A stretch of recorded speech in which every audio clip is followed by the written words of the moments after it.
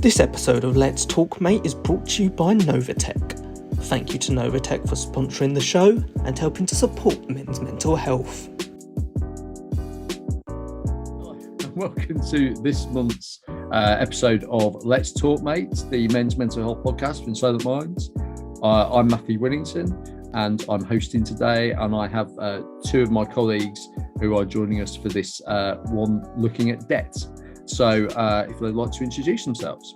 Hi, I'm Rob Amy. I'm the community peer team leader in Portsmouth Services. Afternoon, everyone. My name's Loyson. I'm one of the peer support project workers at Solent Mind. And my main role within Solent Mind is the Remind co-service manager, which is our service for people with dementia and their carers.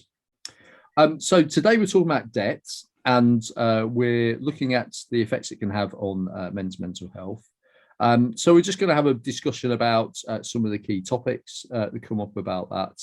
And we've all worked with a lot of men who have had mental health issues connected with debt and money worries. So to start with, I'm just going to put it out there.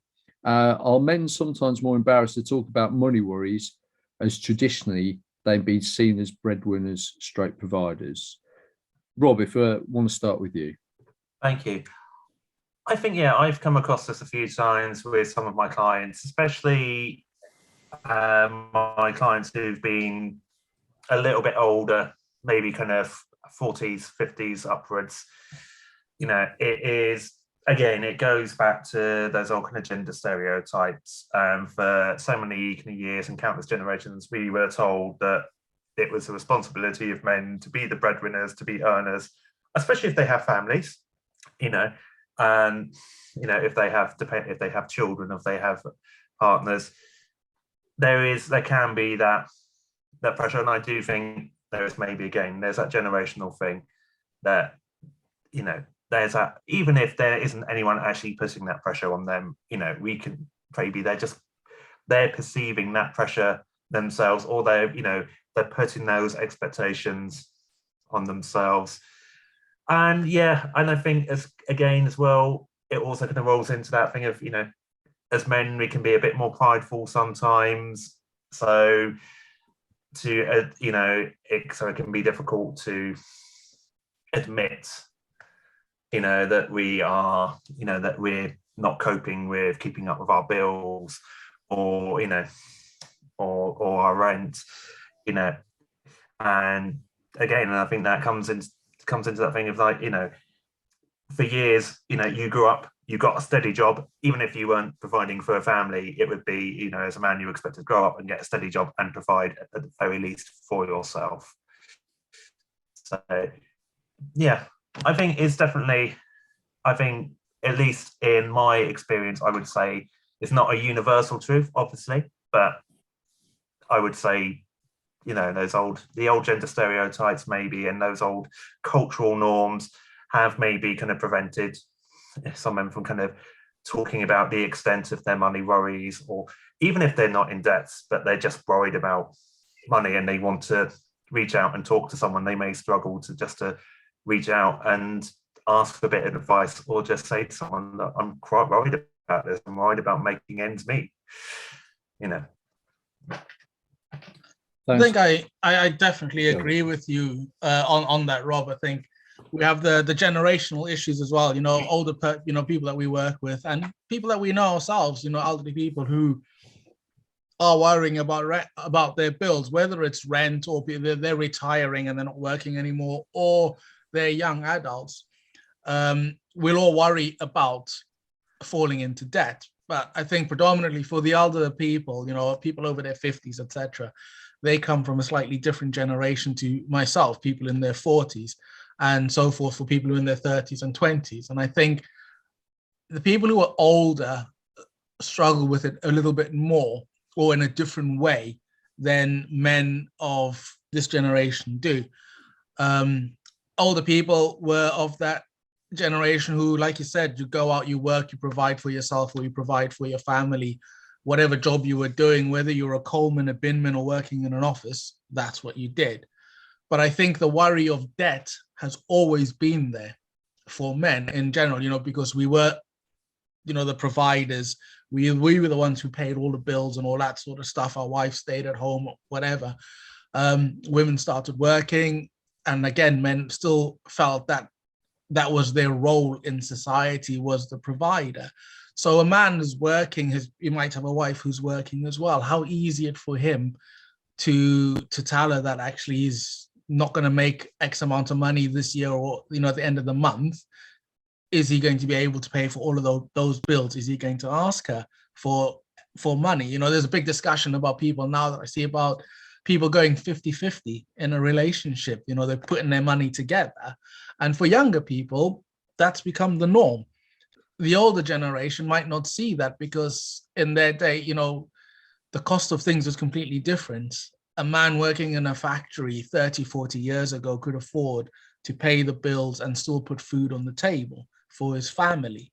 Can a man working in Amazon do that now? If he's working in a factory, anything, is it realistic for us to expect a man who earns a minimum wage, or who's working in a minimum wage job, to pay all of the bills? And we have men who are struggling with that role now. What is their role when it comes to finance? And I think a lot of the people who we work with are still struggling with that. They find it difficult to talk about that. Some of them are just getting by, and that's it. And then on the other hand, we have all the pressure that society puts on us.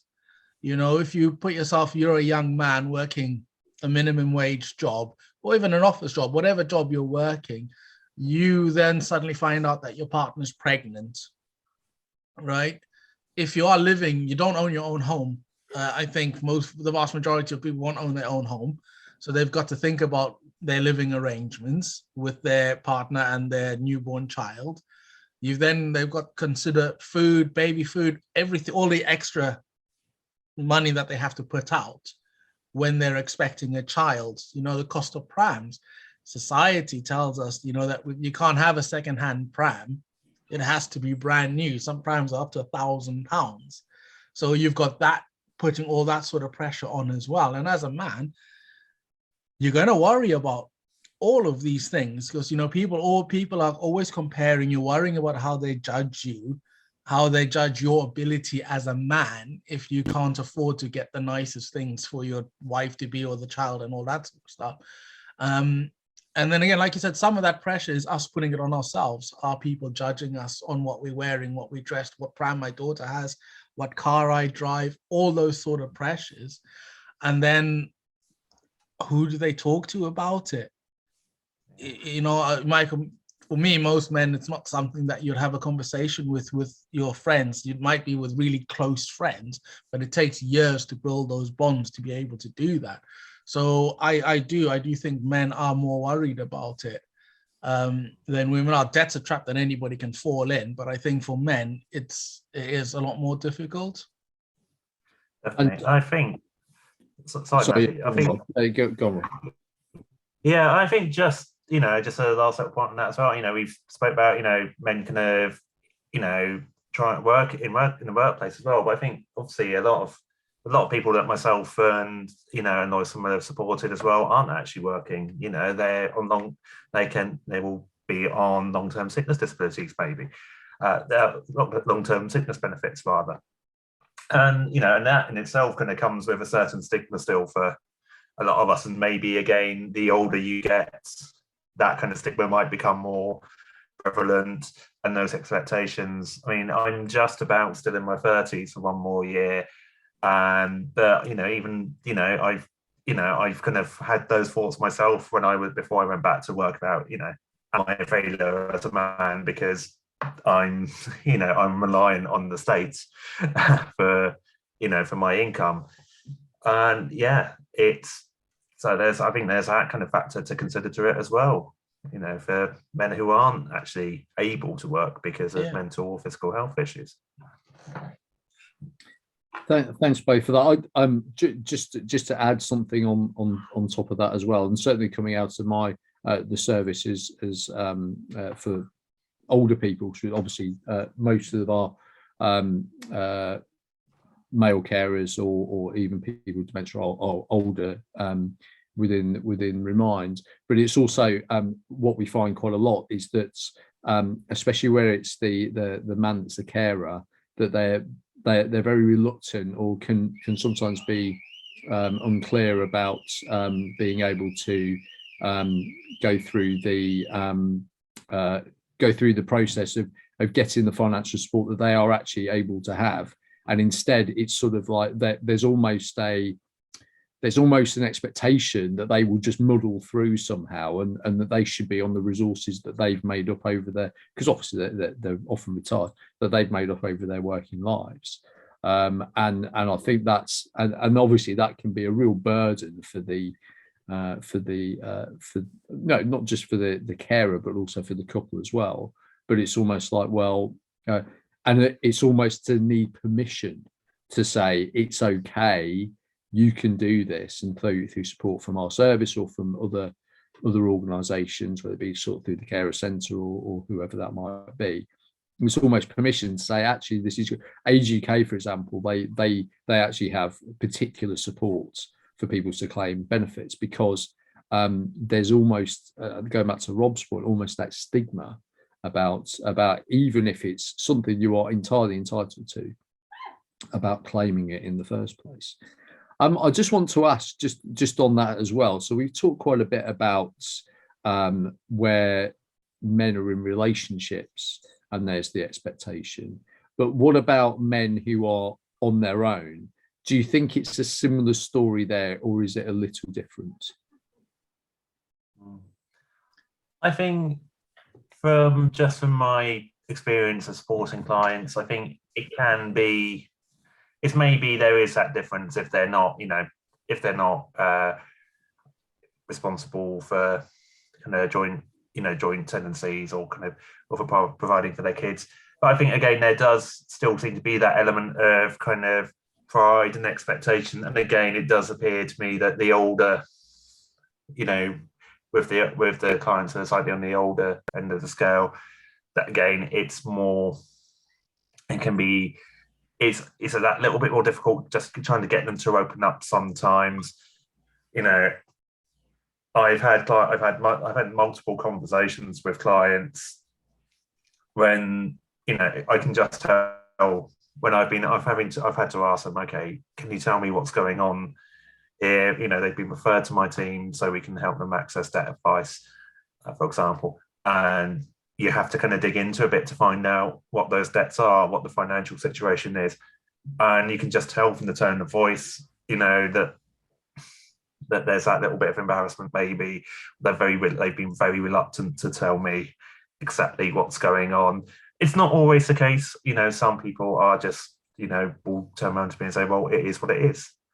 And they recognize that they've got into that situation, that maybe because they've been unfortunate, or they've been unwell. But yeah, there's still that kind of, maybe some men still feel that societal expectation on them. And I know for myself, I was when I was signed off work for 4 years, and last time around, the majority of that time I was single, and I know I kind of still felt that, and even myself, as someone who should know better and has been involved in mental health support, various roles for the last 10 plus years, 10 odd years, whatever it is, I still caught myself, having those feelings of guilt, and I was like, oh, again, yeah, am I failing here? Should I, I'm a man, I should be, should I be providing? And especially, I think it does also depend sometimes on what your peers are doing, because if you know everyone around you, your peers, your friends, your family, are kind of doing well, then that can also kind of feed into that kind of pressure that you feel, and that maybe that embarrassment about kind of opening up about money worries. For myself, all my siblings, were, earning decent wages, doing really well, or kind of quite secure. My friends were all kind of, working and, or saving to buy places, or are relatively comfortable. And none of them ever judged me for it. I will just throw that out there. And I always had offers of support. My family would always offer to support if I needed it, but I was always very hesitant to take that support. That's very I hated it when family would offer to help me out financially when I was in a bit of a sticky situation. And it was that pride, I think, that kind of always kind of got me. It was that that almost stopped me from reaching out and accepting that support. Rob, just on that one. So something that's just sort of come to me while you've been sort of saying about that is, so you're saying about you seeing your friends and your and friends and family members even. Do you think it's so? Obviously, most men have more male friends. That's the most common thing, is that they have more male friends than female friends. And obviously, men are less likely to be in long periods of economic inactivity, effectively out of choice. So because they're less likely to be stay-at-home dads compared to a stay-at-home mum. So do you think it might be part of that as well, in that because if for women, for example, it's quite common for their friends to be taking a bit of time out of work because they're looking after and bringing up the children, whereas as men, that's a very unusual situation, and normally you're only going to be economically inactive if you're out, if you've been signed off work or something like that. So do you think that's part of the sort of thing, that it's less common just to say I'm going to take some time out from work to bring up the children, or for whatever reason? I think that's a fair point. And again, it's 2022, so we shouldn't have to be worrying about that these days. If a man, wanted to turn around and said, look, my wife is going to go out to work, I'm going to be a stay-home dad, we shouldn't be judging that, let's face it. But I think it is still, although as much as we can sit here and say that's okay, we know that, maybe not all attitudes have kind of caught up.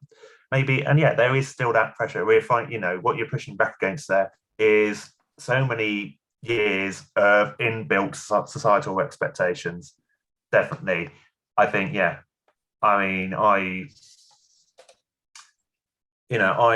child of the 90s, so I was left secondary school in 99, and it's at that point of time, if I'd turn around and said in the 2000s, okay, people ask me, what do you do? And it's like, I'm not working at the moment, I'm unwell, I'm signed off on long-term disability, which I was for a period.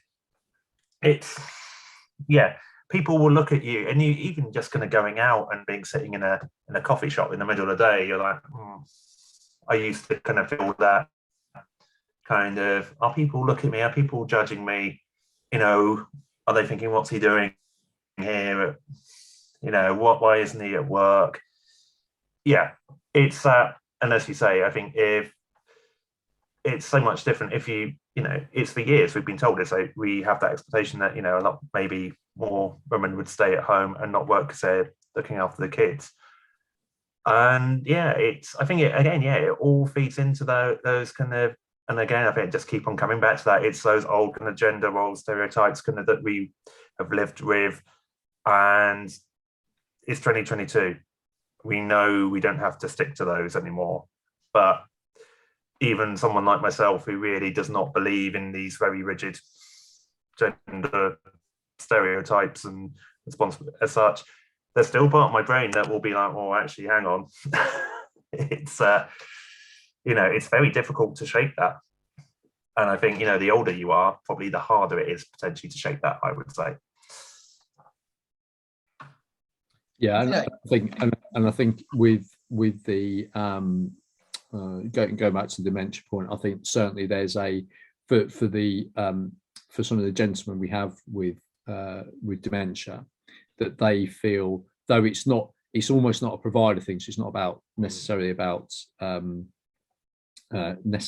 debt, but especially when they're in the early stages and they're aware of their diagnosis, It's about that general providing thing. They do things for their expectations, especially in that older generation, is they provide. So it might not necessarily be about financial on the financial side, but it's the same thing in terms of providing, because I'll go and do things in the car, I'll go out and drive, and I'll do bits and pieces. And maybe traditionally as well, that some very traditional couples where the man's been in control of the money, and that they therefore have some anxiety about letting go of that control as well. And of course, in some cases, you could even you have seen this, where you've even had people who have been not working for my current service but elsewhere, where someone has had, basically they've had debt issues and they haven't shared that with their wife or their partner, and then that's come to light when they're, for whatever reason, whether it be diagnosed with dementia or some other incapacity, that they've no longer been able to manage the money, and then that's come to light, and that's been really quite difficult for their partner to deal with, but the person themselves, it's made them actually feel very, very bad, because they've had this they almost, because again, they haven't talked about debt issues, they felt that's an embarrassing thing, it's not something I would talk about, something I would try to sort of hide away and keep to myself, and then that's come to light, and that's been a real issue. So just on the, so it's a bit about that similar theme. So we've talked a bit about that thing. Is there any particular issues, and Rob, you've touched on it already a bit about when you're a man on benefits, what is there any particular issues around that? I think you've alluded quite nicely some of your own experiences, but are there any other things that particularly come out about, for whatever reason, because obviously there's a myriad of reasons why someone can be on benefits, but is there any particular sort of mental health or triggers or demonstration of mental health issues that come from people sort of who are on benefits? Listen, did you want to jump on that one first? Or? I was going to say, I don't think there's any like specific mental health things, bar like, stuff from like the stress that being in debt can play. And I think we still treat debt like a dirty little secret that we can't tell people. And I think that's part of what the problem is, and particularly with men, because in my experience, when I had to stop working, and in my recovery, it was really tough. Fortunately, I had my partner, my girlfriend, does a good job and stuff, and we got through that there. But it's that thing like where you go out in public, she'll go out for dinner to meet some of her friends, and we're all together, and everyone will talk about work, and they ask you, "Oh, what do you do?" And you're like, "I'm unemployed, or I'm not working yet," and you automatically feel that you're being judged and stuff, and stuff like that. You either just like, you can like it hurts you because you think that as a man, your masculinity is somehow impinged or threatened because you're not working and your partner's paying. And it's simple things. You go to a restaurant and you have dinner, and the waiter will come over with the bill and he'll give it to you, and you've got to pass it on to your partner to pay. And again, you sit down and think, well, what does this person think of me? And I was lucky that, after a while, I stopped thinking about it, because I was like, well, they don't know anything about me. They don't know my history. And my girlfriend would make a joke about it and go, "Oh no, it's my turn to pay. He paid last time," to sort of protect me from it, which again had an impact on me, because I was like, I don't need you to tell people that sort of thing. And she's like, "Well, I didn't want you to be, upset or offended by it." And I was like, well, no. And I think, with most of the men that I've spoken to who have got themselves into debt, whether they're in a relationship or themselves, it is that stigma about being in debt. Like, it's a dirty secret. They've done something wrong and they can't talk to anybody. And I think that leads to stress. They don't want people to find out, and they turn to alternates, which end up getting them into more debt. And I find that if people are on benefits and they fall into debt, it was really easy to fall into debt traps, whether it's payday loans or if you're in debt, you know, you're unemployed, there were a lot of shops that you can go into and you can buy products on hire purchase. You know, this is a TV that costs, you know, £1,000, but you can pay off £2.50 a week for the next X amount of years, and they end up paying £3,000 for it. But if you pay off £2.50 enough times on different things, your bed, your TV, your fridge, all those sort of things, before you know it, you know, that's most of your benefits gone, and you're left with nothing else. And again, part of that is people are on benefits, or they don't have the finances, but they're allowed to still have a good life and to have nice things. And because they want to get nice things, they'll get themselves in trouble with these companies, and then they get hounded by debt collectors, which I think, you know, that in itself drives people to mental health, because you can't hide from it. If you have a toxic friend or a family member or something in your life, you can avoid them. You can't avoid debt, because once you're in it, it's there, and everywhere you go, it's on your shoulder constantly, and that leads to all sorts of pressure. The stress and the strain of that leads to breakups of families and all that sort of stuff. You know, people become isolated. They don't want to go out because they can't spend money. So in order for them not to spend money, they're going to stay at home. You know, do that long enough, you quickly become isolated. You don't want to leave your house, and then you can't leave your house. And it's a burden. And it reminds me of, you know, Atlas holding up the world on his shoulders. And that's what debt is, you know, to people. And you know, there's no, whether you're on benefits or you're a wealthy person who's lost their money and got themselves into debt, I think the strain and the stress is exactly the same for both. I think, yeah, what you were saying at the beginning there, it just reminded me of, so many times, you get asked that question on nights out. It's like, what do you do? And, you know, for a while I was like, I got away with it because I was doing voluntary work. So I was able to say, oh, well, I do this. I didn't give them too many details. But yeah, that, again, that stigma of it's not nice, you know, we, for whatever reason, you know, that is the first question you ask a lot of people when you meet them, isn't it? It's like, oh, what do you do for a living?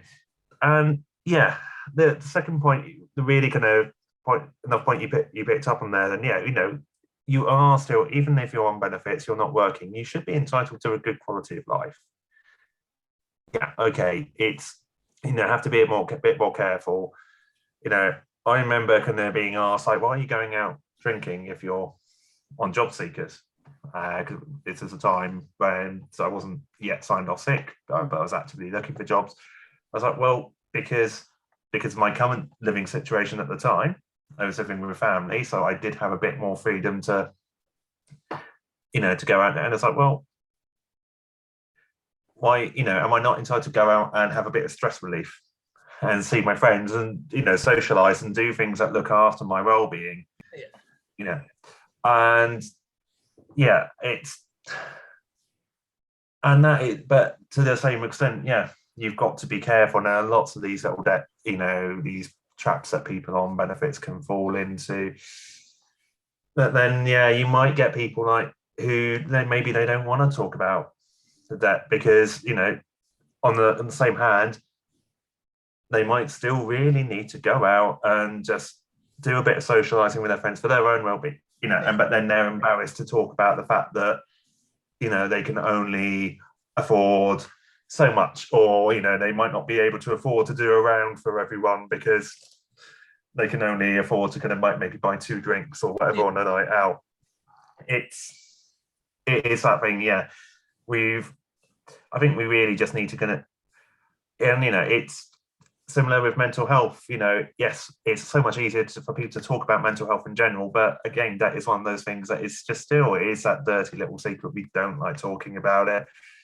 And, you know, I think that's maybe, you know, that is, I don't want to get political on this podcast, but I think it is, you know, byproducts of, you know, the society we live in. Yeah. You know, it is about money, and there is still a lot of stigma in certain areas of the press about anyone on benefits or people who maybe can't afford, certain things in life. There's a lot of inbuilt stigma in our society around that.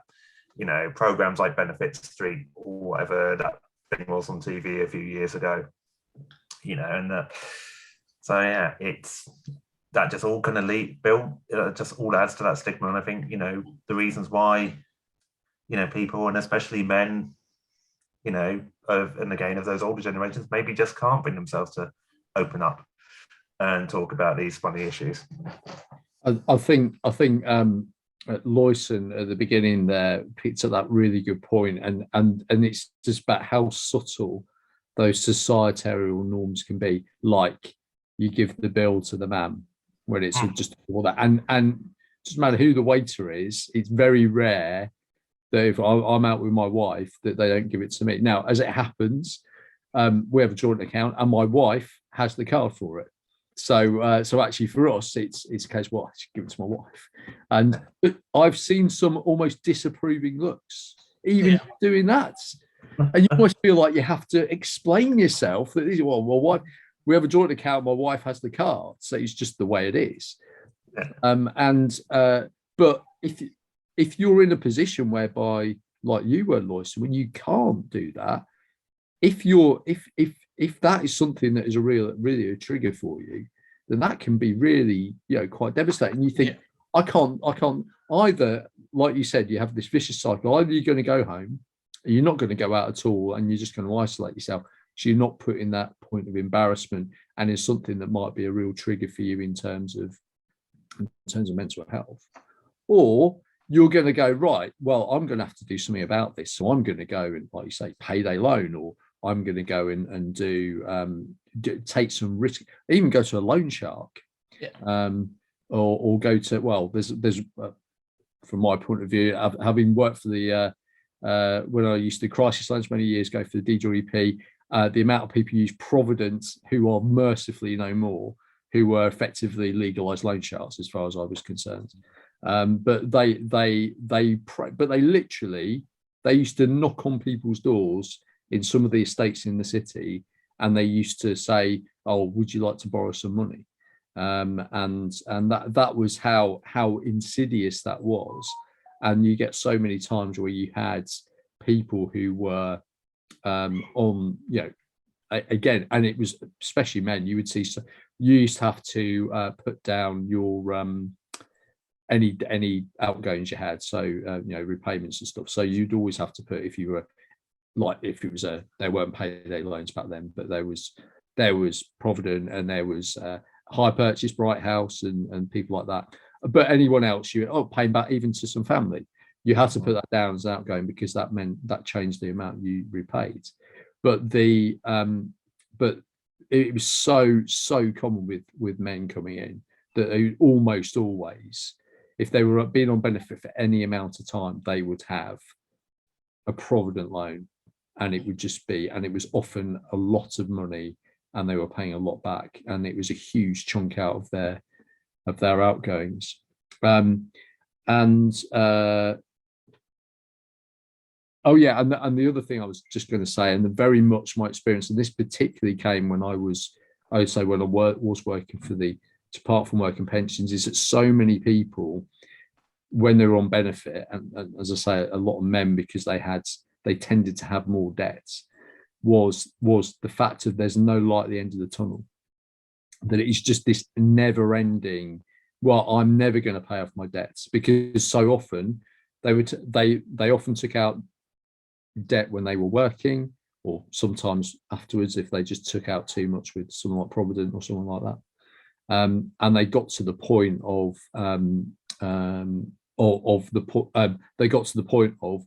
you're paying off £1 a week or whatever it is, because that's been negotiated. But that does mean that that debt is going to be with you forever, and that itself can be a really difficult thing to deal with. And if you're on benefits, then it's, let's be honest, if you're on long-term benefits, if you're someone who's never going to be able to work, because you're on, because of the nature of your either physical or mental health condition, or you're not going to be able to work for a long time. Your recovery is going to be a long one, or you've had your condition when you're older, so your time working is going to be less, even if you do go back to work. Then that debt, having that debt hanging over you until the day you die, effectively, can have that real impact on you. And again, shame, embarrassment, especially with that older generation. It's like, well, so I can't properly provide for myself or my family. I can't provide for my children, even when they're grown up, my grandchildren, I can't do things like that. It can just have that really, really devastating impact. So yeah, it's a very interesting one in terms of, I think overall it's very similar, but I think it just gets really acute when people on benefits, and I think more generally the benefit stigma, which is still out there very much, but also but just because of those constraints, the impact on, and those societal pressures, the impact on men, I think, is even more acute. We're just going to bring it to the end now, and just to think about one last area. So so we're going to turn it around a bit and say about, so if you've got someone in mental health crisis and then they've got to deal with financial issues, is there any advice that you would give people? Is there anything you think would be good for them to help them? They're obviously in mental health crisis, so how to deal with that, but also to make sure that they're dealing with that financial issue as well and not letting it snowball and escalate. I think my first would say, if you're in a mental health crisis, it depends maybe what support they've got in place. If they're, for anyone listening who maybe have got these financial worries and they are already receiving support from mental health teams, whether it be that NHS or local Mind teams, don't be afraid to kind of, reach out to the professionals who are involved in your care and tell them. They may be able to support you in addressing those issues or finding appropriate advice. Obviously, we have the citizens advice bureaus up and down the country as well, who are there to support people with these matters. But I think, it's my biggest bit of advice is, with so many things in life, is talk to people. Please try not to be embarrassed. And I think there are so many people up and down the country, whether they suffer with mental health difficulties or not, who are either in debt or they have money worries. And it's a very easy trap to fall into. I've ended up in debt to HMRC before because I was receiving working tax credits and there's a miscalculation and they needed to claim some money back.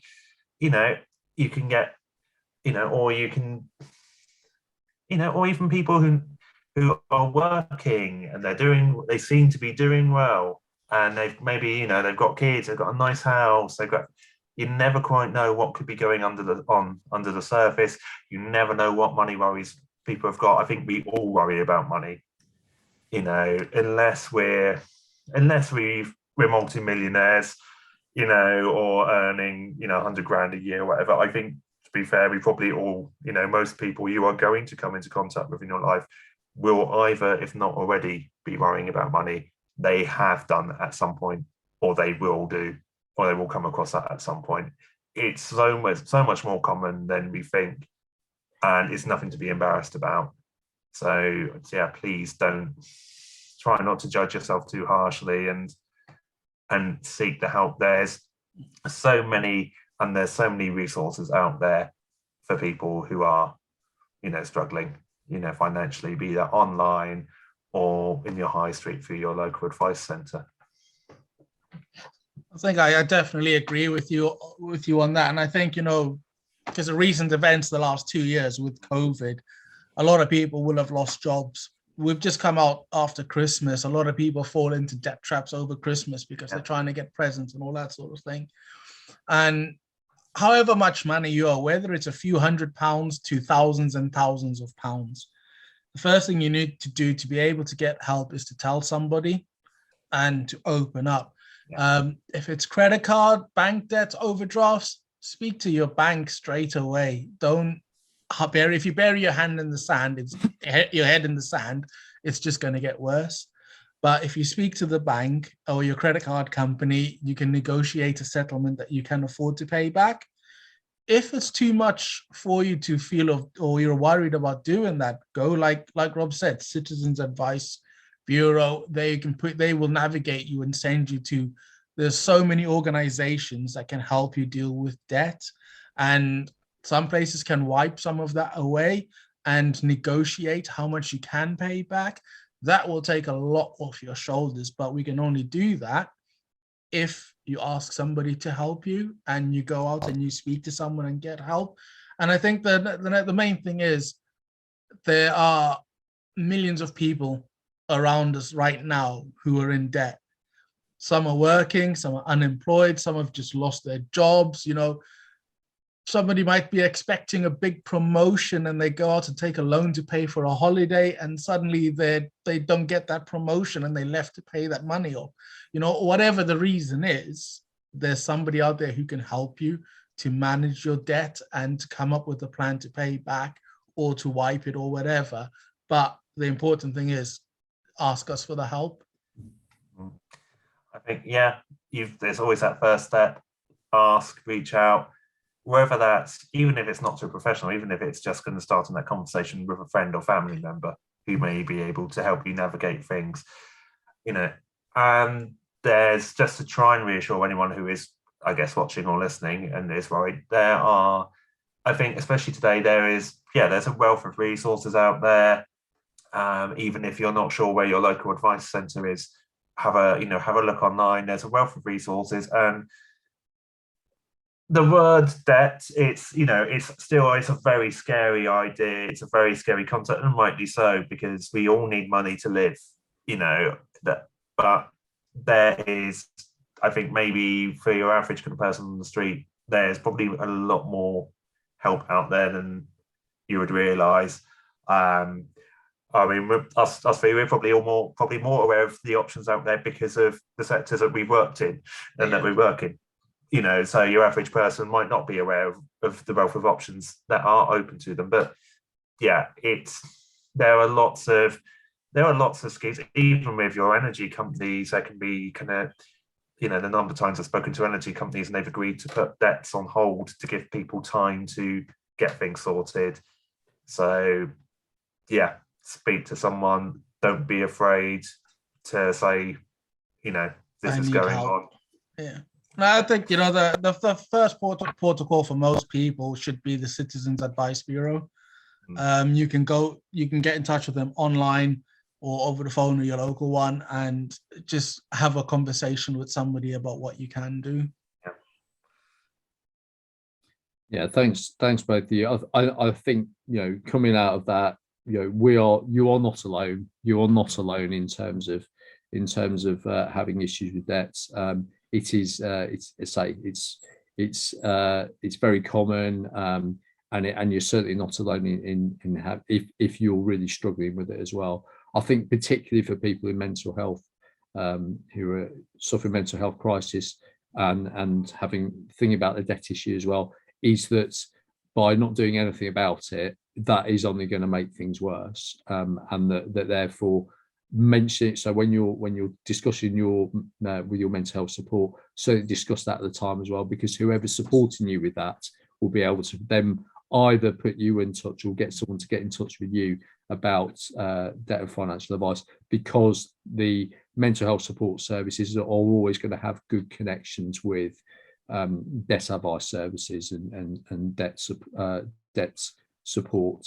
And I think one of the other things, just having worked for, and Rob mentioned earlier about HMRC, I've had I used to have to do a self-assessment tax return, and sometimes I used to end up having to owe the tax person, the HMRC, some money, which I had to do have a way of doing that as well. The really important thing to remember about government debt is that it's never ever gone.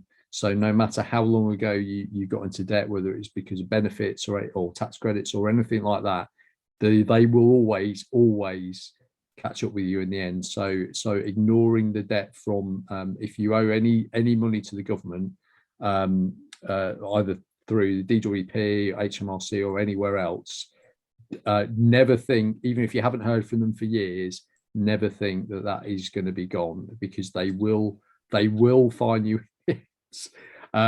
Which sounds really, really dramatic, but it's always best to be honest about all of your debts. So if you're talking to a debt advisor, tell them about all your debts, and don't think that there's certain ones you haven't heard about for a long time.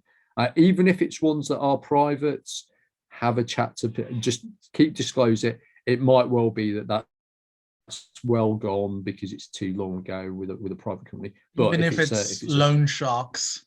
Yeah, absolutely. Make sure you let them know. Absolutely, yeah. So anything that just let them know everything, because then you can always have those conversations and at least try to make some movement on there, because as Loyson and Rob have said, debt advisors are there to help you to help them, because in the end, what the people who you're going to owe money to, the most important thing is they want you paying at least some of it back on a regular basis. They don't want you to be in a position where you can't pay them, and that's never where they want to be, because they would like you to at least making some contribution, but that can be as small as a pound a week, or as he said, and they can even put a stop on it for a period to let you get sorted. So there's it really is a case of lots of support. Yeah, I think that would, sorry, I know we're wrapping up. I think that would just be my closing thought as well. Sometimes it's very scary when you see these things on a bit of paper, but maybe just to reassure people that it doesn't necessarily have to be that final. You can, as Matthew said, a lot of creditors, like I know a colleague who's got an HMRC debt, and they agreed like £5 a month for as long as it takes. Absolutely. And you may sometimes speak as well. You might kind of hear words like bankruptcy or IVA, or terms like or voluntary, but it's not as final as it sounds. It's not. There's lots of options. Some of them might sound quite scary, but it's not. Honestly, it's not the end of the world. People can come back from these things, So, if a financial advisor does suggest something, it sounds a bit intimidating, maybe just kind of hold on a bit of faith. It's not necessarily as grim as it sounds. There's always ways back, and and always ask them to talk you through it, and just ask. You can never ask too many questions. They will always be there to really give you that opportunity so you can really understand what it is that if they're making advice to you, then you can really understand what it is. Rob and Loyson, thank you so much for being with us today. It's been really good conversation, and that's Let's Talk Mate for this month on the subject of debts. So thank you very much, everyone. Thank you. Thank you. For all the latest on Let's Talk Mate and other Solent Mind stories, follow us on social media. That is @Solent Mind on Twitter, Instagram and Facebook. See you next month for the latest episode.